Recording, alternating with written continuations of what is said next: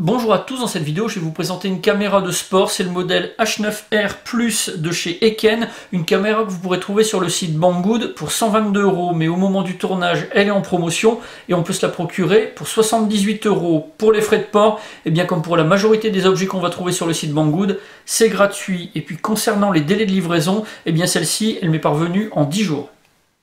Pour le packaging, on a une boîte qui est vraiment très similaire à celle qu'on va trouver pour les caméras du même type. Dans la partie supérieure, on a la caméra qui est exposée, et puis dans la partie inférieure, eh bien, on va avoir tous les éléments du pack. Sur l'extérieur, on va avoir beaucoup d'informations, toutes les caractéristiques techniques. Alors c'est rédigé en anglais, mais ça reste quand même très facilement compréhensible.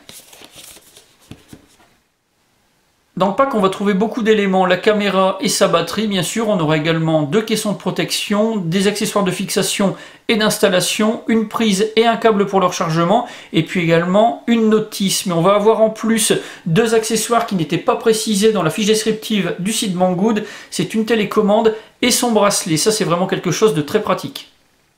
Alors pour les caractéristiques, comme précisé sur la boîte, eh bien on a une caméra qui est équipée d'un écran de 2 pouces et puis également d'une lentille qui va permettre de filmer avec un angle de vue de 170 degrés. On peut filmer dans plusieurs résolutions, dont la 4K, et puis on va pouvoir utiliser la caméra dans son caisson étanche jusqu'à une profondeur de 30 mètres. On peut prendre des photos également avec la caméra. Pour ce qui est des menus, ils sont disponibles en plusieurs langues, dont le français. Et puis on va pouvoir également contrôler la caméra par l'intermédiaire d'une télécommande ou alors de son smartphone en installant une application dédiée. Pour ce qui est des dimensions, 59,3 mm de longueur, 41,1 de largeur. Et pour ce qui est de l'épaisseur, eh bien on a 21,4 mm. La notice est un petit dépliant qui est très bien fait. On va retrouver des photos, des schémas, des explications. C'est vraiment très clair, très précis. Seul problème, c'est rédigé uniquement en anglais. Avec la caméra, on a une seule batterie qui est fournie et le compartiment se trouve sous la caméra. On va pouvoir sortir la batterie très facilement dans la mesure où on a un petit ruban qui est fixé dessus pour pouvoir la retirer. Alors cette batterie, elle a une forme bien particulière et donc ça va éviter de se tromper quand on va vouloir la placer dans la caméra. Avec cette batterie, on va pouvoir filmer pendant 50 minutes environ en 4K. Pour recharger, on va pouvoir utiliser la caméra, ça va prendre environ 2h30 à 3 heures. Alors pour recharger, on a un câble qui est fourni et une prise. Ce câble, on va pouvoir le brancher sur ce port USB. Par contre, pour ce qui est de la prise, eh bien ça, on va pas pouvoir s'en servir en France. C'est tout simplement incompatible avec nos prises murales. Une chose vraiment très intéressante avec cette caméra, c'est qu'on va pouvoir l'alimenter directement avec une powerbank sans utiliser de batterie d'origine. Ça permettra d'avoir vraiment une plus grosse autonomie. Alors pour la mise en place, c'est très simple. On branche directement la powerbank sur le port d'alimentation de la caméra. Ensuite, on initialise la powerbank et puis après, on peut mettre en route la caméra.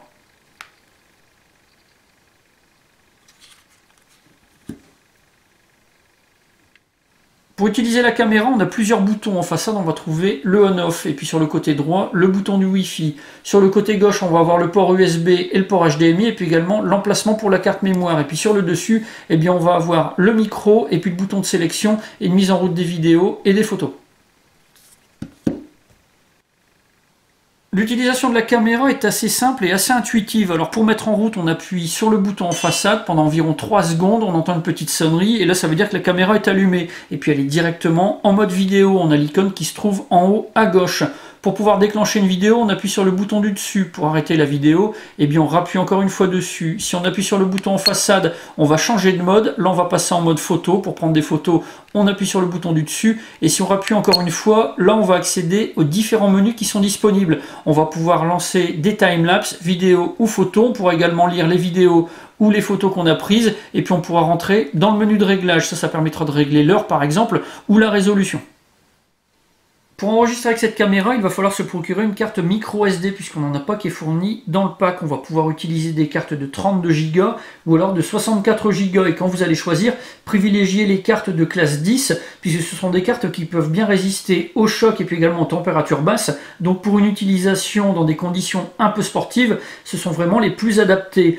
Pour ce qui est de la carte, il faudra également veiller à avoir une bonne vitesse de transfert puisque quand on va utiliser la 4K comme résolution pour filmer, ce sera quelque chose qui sera vraiment très utile. Pour ce qui est de la capacité, attention, pour mes essais, j'ai par exemple fait une vidéo qui durait 6 minutes 38 et pour ce qui est des fichiers vidéo, eh bien ils avaient une taille de 2,55 Go.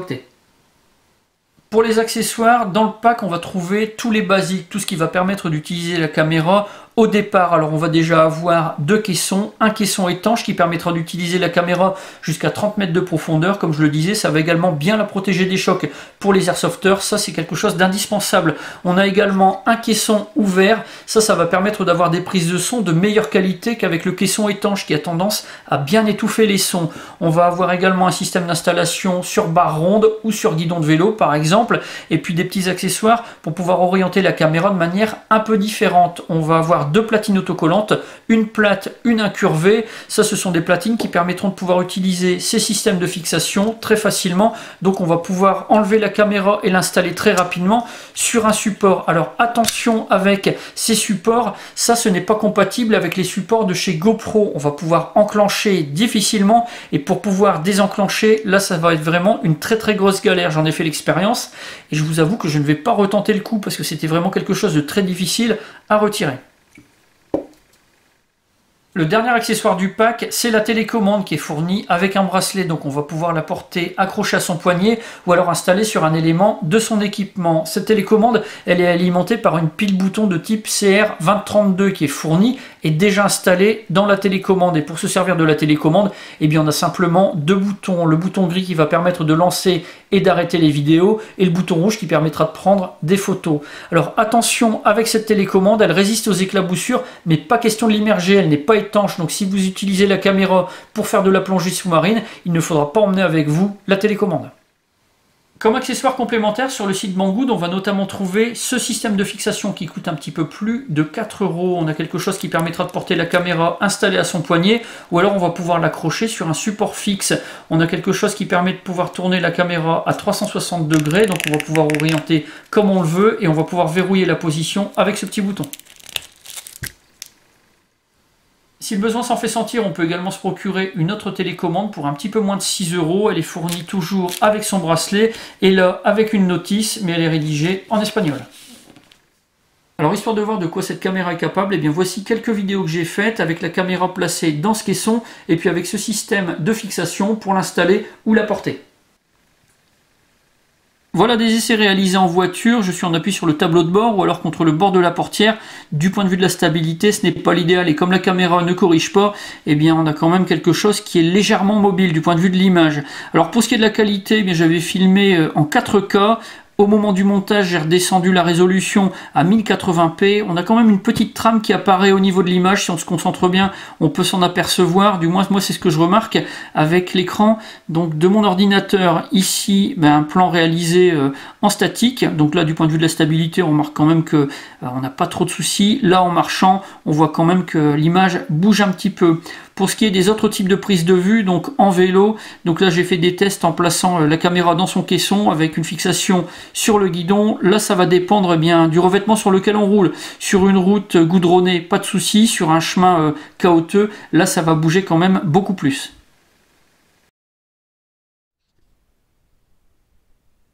Voilà maintenant un test du micro de la caméra. La caméra n'est pas placée dans un des deux caissons, que ce soit le caisson étanche ou le caisson ouvert. Voici maintenant le même test réalisé cette fois-ci avec la caméra placée à l'intérieur du caisson ouvert. Et pour terminer les tests, eh bien, la caméra est placée dans le caisson étanche. Donc là, normalement, on remarque que le son est quand même beaucoup plus étouffé. Pour cette caméra de chez Eken, même si on n'a pas de stabilisation de l'image et même si le micro il ne fonctionne pas de manière vraiment optimum quand on place la caméra dans le caisson étanche, eh bien j'ai quand même un avis qui est vraiment très positif. On a un pack qui est vraiment complet pour un tarif abordable, donc on va pouvoir s'équiper vraiment sans difficulté. On a une caméra qu'on peut utiliser vraiment très facilement, on navigue dans les menus sans difficulté, donc on va pouvoir, même si on est débutant, eh bien se servir de cette caméra vraiment très rapidement. Pour ce qui est du matériel complémentaire, eh bien on en a pas mal qui est disponible sur le site Banggood. Donc si on a des activités vraiment très particulières, eh bien on va pouvoir quand même compléter l'équipement pour pouvoir s'adapter. Ça c'est vraiment impeccable. La caméra elle peut filmer en plusieurs résolutions. La HD c'est le plus simple. Pour ce qui est de la 4K, là il faudra quand même s'équiper avec des cartes mémoire vraiment prévues pour, et puis aussi bien avoir le matériel pour pouvoir monter ces vidéos qui va être adapté. Voilà pour la présentation de cette caméra de sport de chez Eken. Si vous avez des questions, mais c'est comme d'habitude, vous avez la partie commentaires et la boîte de réception. Puis dans la description de la vidéo, je vous mets tous les liens qui pourraient vous être utiles. J'en ai maintenant terminé et je vous dis à bientôt pour d'autres vidéos.